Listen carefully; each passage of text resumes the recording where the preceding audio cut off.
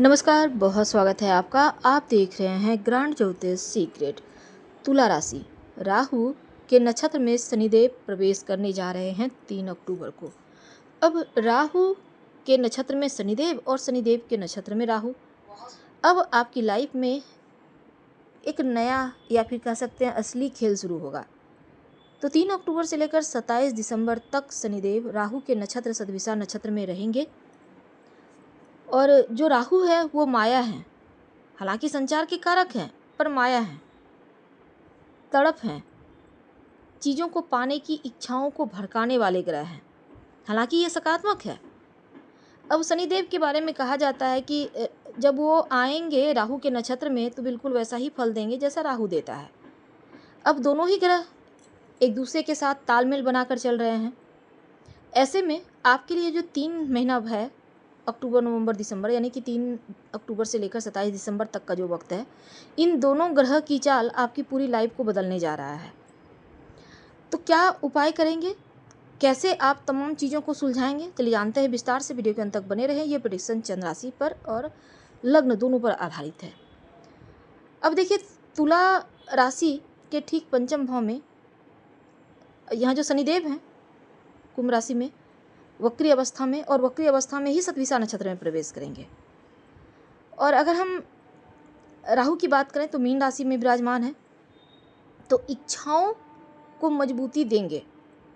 आप जो चाहेंगे उसको प्राप्त करने के लिए आपके अंदर जो एक ललक है, जो तड़प है, वो बढ़ेगी और वो प्राप्त करके ही दम लेंगे।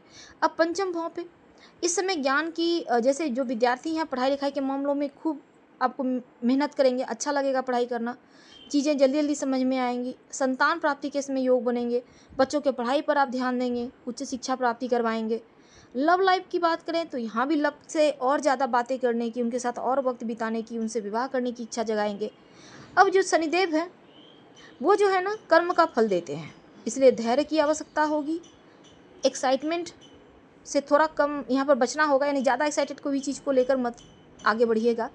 कूल रहें, शांत रहें, स्थिर से आगे बढ़ें और समय पे सब कुछ आपको प्राप्त होगा, ये मान के चलिए। तो शनिदेव आपकी सबसे प्रिय राशि तुला राशि है, तो ऐसे में आपके लिए बहुत वो बुरा फल कभी भी नहीं करते। अब देखिए, शनिदेव जो है राहु के नक्षत्र में, अब राहु क्या है ना, एक सोच है। आप जो चाहते हैं वो चीज़ों को प्राप्त कराना इस समय राहु के हाथ में है। राहु मन पर काबू रहने नहीं देते। मन पर जो लगाम है, अगर राहु एक्टिव हो जाए तो रख पाना मुश्किल है। जिस चीज़ को पाने की इच्छा जगेगी वो चीज़ प्राप्त करके ही दम लेंगे। तो राहु जो भी कार्य आप करते हैं उसको फटाफट से पूरा करवाएंगे, जल्दी कार्य पूरा करके एकदम से आपके पास चले आएंगे। अब राहु के चूँकि छाया ग्रह है तो क्षण क्षण में वो चेंज भी होते हैं, तो इस समय आपकी इच्छाएं और ज़्यादा पॉजिटिव तरीके से आगे बढ़ेंगी। और शनिदेव जो है उनकी दृष्टि सप्तम भाव पर है, राहु के संग मिल गया है। तो जो लोग पार्टनरशिप में काम करते हैं उनके लिए तो बढ़िया है, इनकम आपका बढ़ेगा। अब अगर आप घर बनाना चाहते हैं तो ये कामना आपकी भड़केगी, चलो फटाफट से काम पूरा करा ही लेते हैं। राहु इस समय को बेहतर कर रहे हैं। अब देखिए, आपके लिए 9 अक्टूबर को जो देवगुरु बृहस्पति हैं वो भी वक्री हो जाएंगे, और इस समय 3, 6, 11 भाव पर दृष्टि। अब यहाँ शनिदेव जो हैं इस समय आपको कहते हैं कि अधीर मत होइए, लेकिन राहु अधीरता दे रहे हैं। अब शनिदेव के पास जो 10वीं दृष्टि है आपके धन भाव पर, तो धन तो आएगा, पारिवारिक सुख बढ़ेगा, आपके अंदर कॉन्फिडेंस बढ़ेगा, समर्पण की भावना बढ़ेगा, और जो कार्य में विलंब था अब वो कार्य धीरे धीरे एकदम से आपके आगे बढ़ेंगे। और जो शनिदेव है ना उनके पास 2 घर है, एक तो चतुर्थ और एक पंचम, साथ ही छठे भाव पे राहु। तो यहाँ पर 4, 5, 6 यानी तीनों घर का फल आपको मिलने जा रहा है।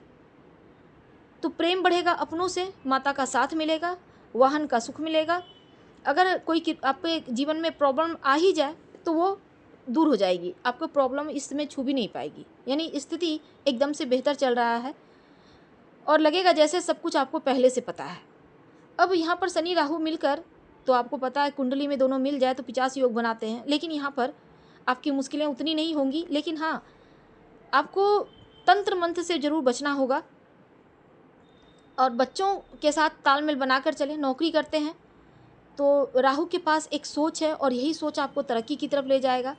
राहु के अंदर, राहु चूँकि कर्म को एकदम से कई गुना बढ़ा देते हैं, तो यहाँ पर यह भी ध्यान रखना है कि कर्ज वगैरह मत लीजिएगा इस पीरियड में। कर्ज लेंगे तो और लेंगे और लेंगे और शॉपिंग करेंगे और घूमेंगे, यानी और का जो चक्कर है ये राहु लगवा देगा। तो कोई भी काम हो कर्ज लेने से ज़रा बचें और कोई भी काम, आपकी जो बातें हैं उसको गुप्त रखिए, किसी को ना बताएं। अगर बता देंगे तो पक्का इस समय नज़र लगेगा, क्योंकि इसमें तंत्र मंत्र का असर, लोगों की बुरी दृष्टि का असर ज़्यादा जल्दी आप पे असर करेगा। इसलिए अपनी बातों को सीक्रेट रखें, कम बोलें, मुस्कुराएं ज़्यादा और गुप्त रखें। अब शनिदेव और राहु दोनों मिलकर गुप्त कार्यों को आगे बढ़ाएंगे, यानी गुप्त रूप से आप प्लानिंग करके जो कार्य करेंगे वो आपके कार्य जरूर पूरा होंगे।